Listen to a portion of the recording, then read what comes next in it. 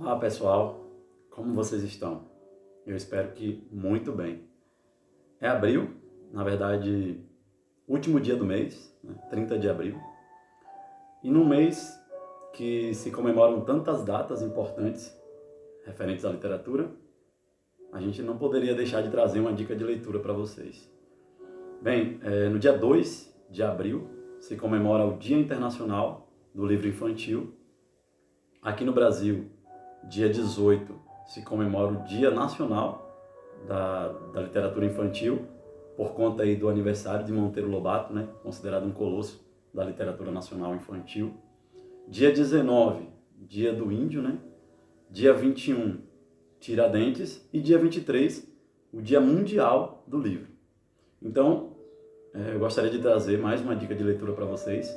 Um livro um tanto quanto diferente, novo, podemos considerar um livro novo no mercado aqui nacional. E para começar, eu gostaria de citar uma frase de um pensador brasileiro chamado Rubem Alves. E ele fala sobre sensibilidade.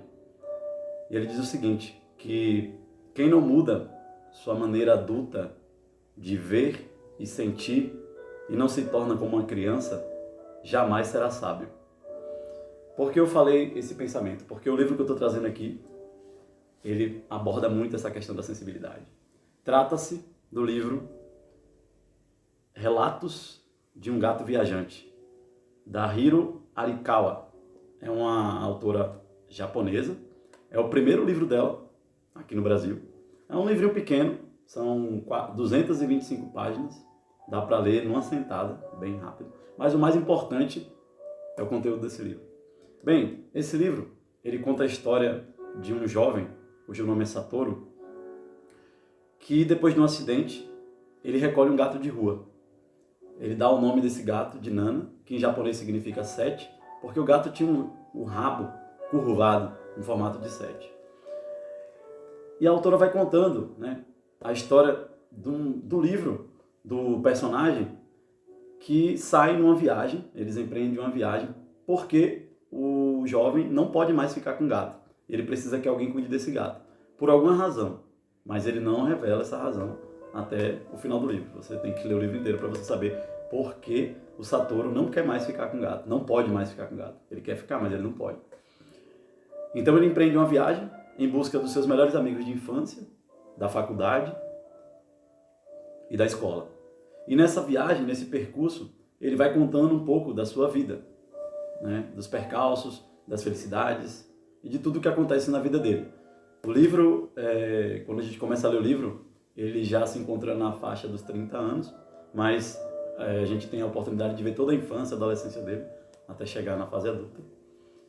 E esse livro é muito emocionante. Ao mesmo tempo que ele é emocionante, ele é muito divertido. É um livro tratado com frases e falas de um narrador bastante alternado aí. Ora você tem o gato falando, ora o personagem Satoru falando, outros animais entram na história. Mas o gato é extremamente divertido e esperto.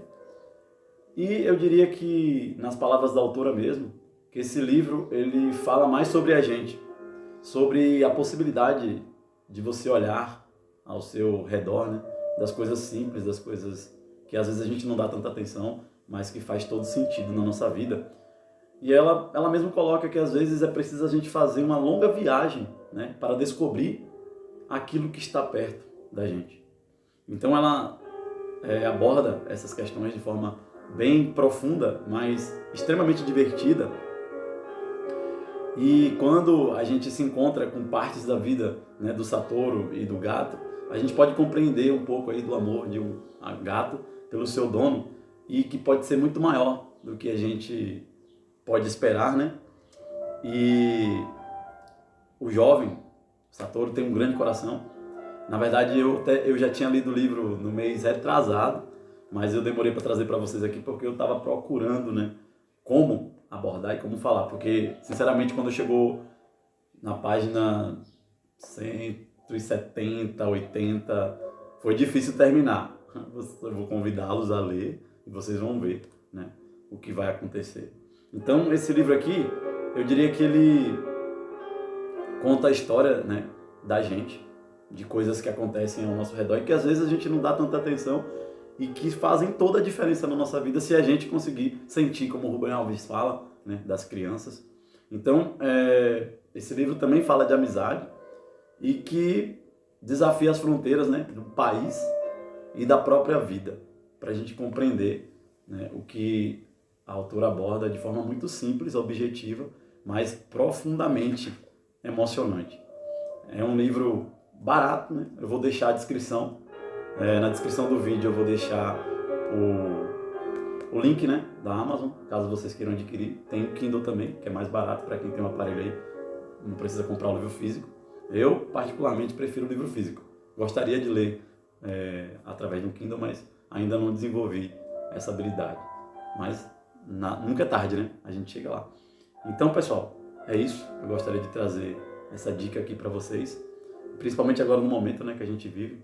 Acho que a leitura, ela traz bastante benefícios, né, nesse momento que a gente vive, mais de ficar em casa, de não sair, de não ter muita gente para conversar fisicamente. Então acho que eu costumo fazer isso, pego o livro, ele me coloca onde eu quiser. Esse livro, por exemplo, vai levar vocês ao Japão, porque além de contar a história, né, do Satoru e do gato Nana, ela também vai abordando a questão cultural do Japão, fala sobre o Monte Fuji, que é o maior em altitude lá do Japão, vai falando da cultura japonesa um pouco, e a gente vai se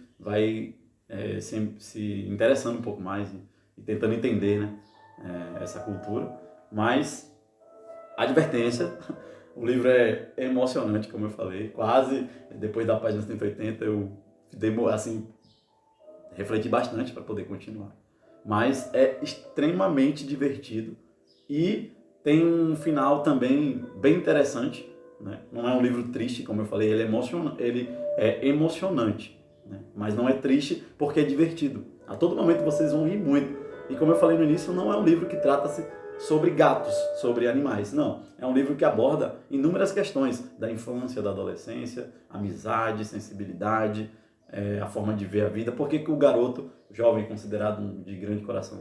Porque a todo momento ele está disposto a ajudar. Em qualquer situação, mesmo nas situações em que ele está chateado, que ele acaba se desentendendo, ele ainda está disposto a ajudar. Então, convido a vocês para essa leitura, muitíssimo, muitíssimo divertida, extremamente importante e sensível. Eu acho que atualmente a gente precisa, né, de sensibilidade, de humanidade. Então, acho que a vida fica mais leve. O mundo já é um desequilíbrio, a verdade é essa, as relações elas são desequilibradas, mas elas podem ser menos pesadas, né? O fardo pode ser menos pesado se a gente olhar para dentro da gente, em volta da gente, das coisas simples, como contemplar a natureza, uma flor, como contemplar um simples brincar de um animal, um gesto de uma boa palavra que você diz, né, para alguém no dia que está começando ou que está terminando. Então acho que deixar um pouco de lado as críticas nesse momento e começar a tentar entender e ver o que você pode fazer para melhorar a sua e a vida das pessoas que você tem contato, seja no trânsito, seja no trabalho, seja na escola, seja no seu convívio familiar, né, na vizinhança. Eu acho que a gente precisa um pouco disso. Quanto mais disposto nós estivermos para ajudar, né, tanto a gente como os outros, ao invés de só criticar sem sugerir, acho que a gente está precisando disso, de mais união, né, de mais povo, nação, né, aqui no momento que a gente vive. Acho que o Brasil está precisando um pouco disso. O mundo, na verdade, né, pelo momento que a gente passa. Então, galera, é isso. Muito obrigado pela atenção aí de vocês. Vou deixar no link aí, na descrição, o link, né, da Amazon para quem quiser estar adquirindo o livro aí. E desejo a vocês aí uma ótima semana, né, um ótimo dia e muito obrigado.